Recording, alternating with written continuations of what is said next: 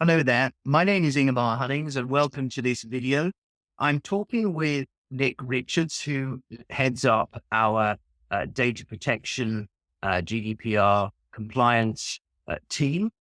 We are HCL, a management consultancy helping law firms and other businesses with running their businesses, a lot of compliance support. And in this particular occasion, we're talking about the data protection support. So Nick heads up the team, and there's his profile in here. And we do offer GDPR data protection support. So today we're going to be answering a question about what are data processing agreements, DPAs, and why are they important? Okay, so under Article 28 of the GDPR, it's a mandatory requirement if there's a relationship between a controller and a processor, or two processors who are sharing personal data, to have a written agreement in place. And that agreement is called a data processing agreement, often referred to as a DPA. And that agreement must contain certain clauses under Article 28 of the GDPR.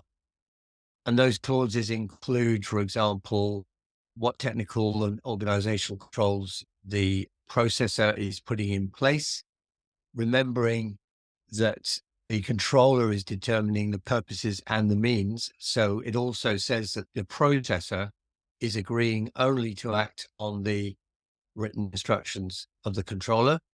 It also allows for audit rights, so the controller can conduct audits. It also determines what happens to the data at the end of the agreement, whether it's returned or deleted, and if so, how it's deleted. So there's a whole number of clauses that need to be put into a data processing agreement. And a lot of the work we do is creating data processing agreements. You can get simple templates for this, but in effect and in reality, they need to be bespoke to the particular relationship, particularly when it comes to things like technical or organizational controls, because they will differ from organization to organization.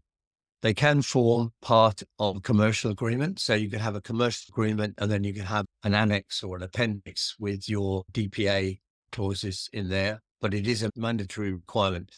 And what you'll find is if you looked at 100 organizations and if they listed all the third-party relationships they have, whether that's with payroll providers, with outsourced contractors, IT service providers, part-time consultants, whatever, you will find that out of those 100, there's probably 90 plus of them don't have data processing agreements in with all of their third parties. And that does put them at risk.